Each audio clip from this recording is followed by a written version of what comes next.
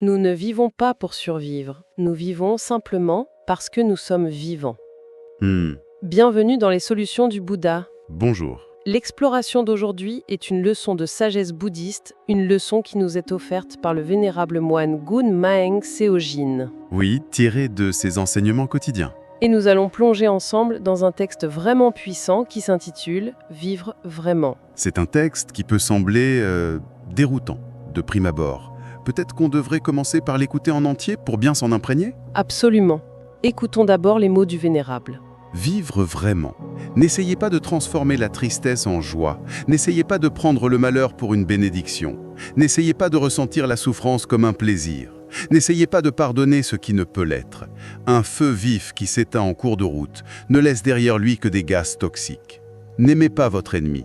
S'il vous frappe sur la joue droite, ne lui tendez pas la gauche. Punissez-le de tout votre cœur afin qu'il ne puisse plus jamais recommencer. Alors, seulement alors, vous pourrez l'aimer. Ne cherchez pas à fuir l'enfer. C'est précisément la peur d'y aller qui vous y conduit. Nous ne vivons pas pour survivre, nous vivons simplement parce que nous sommes vivants.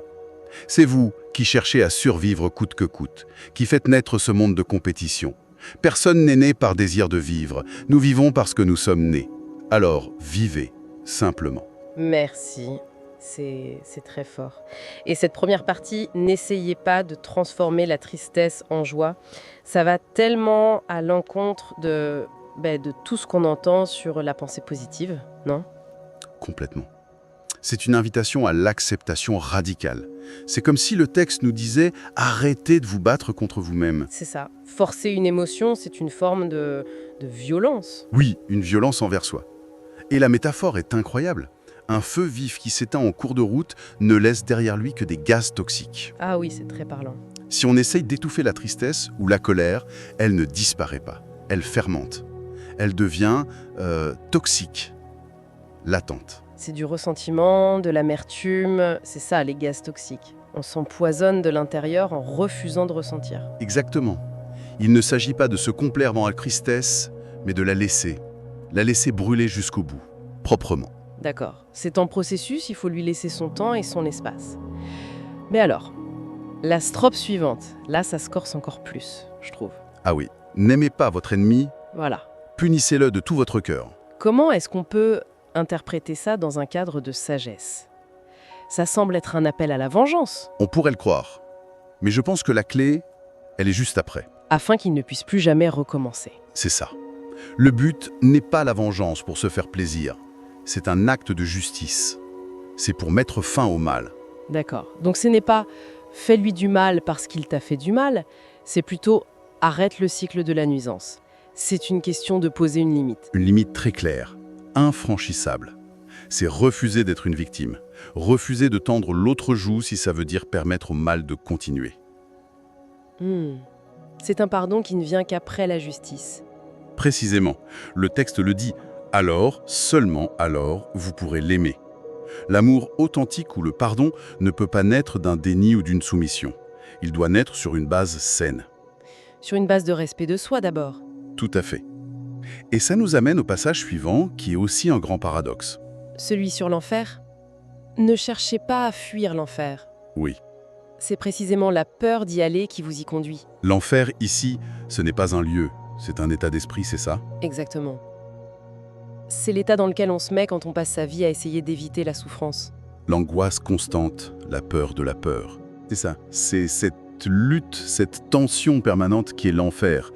On le crée soi-même en essayant d'y échapper. Donc la seule façon d'en sortir, c'est d'arrêter de fuir, d'accepter que la souffrance, le malheur font partie du voyage. C'est l'invitation, oui. Affronter la peur, la regarder en face, c'est seulement en arrêtant de la craindre qu'on lui enlève son pouvoir. Et c'est là, je crois, qu'on arrive au cœur du message, à la distinction fondamentale. Entre vivre et survivre. Oui, nous ne vivons pas pour survivre, nous vivons simplement parce que nous sommes vivants. Cette phrase, elle est d'une simplicité désarmante. Elle est magnifique. Survivre, c'est ce qu'on vient de décrire. C'est la vie menée par la peur, par l'anxiété.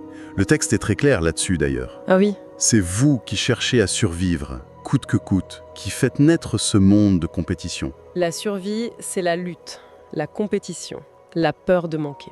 C'est ça. C'est une vie de tension. Alors que vivre, c'est juste être. C'est reconnaître le fait de notre existence. C'est ce qu'il dit juste après, hein.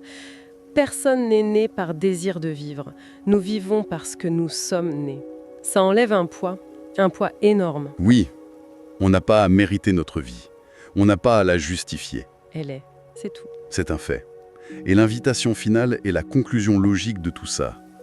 Alors, vivez, simplement. C'est une immense libération en fait.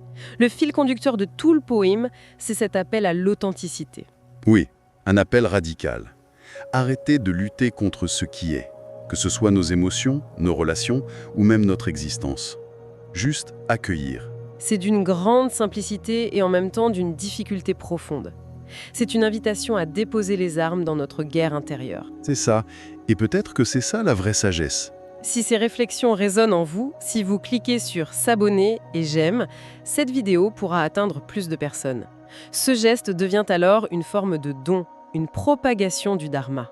Merci d'avoir partagé ce moment de réflexion avec nous jusqu'au bout. Notre profonde gratitude va bien sûr au vénérable Guken Maes Eojin pour la clarté et la profondeur de cet enseignement. Et pour exprimer votre appréciation pour ces enseignements, nous vous invitons à laisser un commentaire disant simplement « Merci ». Nous espérons vous retrouver bientôt pour explorer une nouvelle perle de sagesse. D'ici là, portez-vous bien et vivez. Simplement.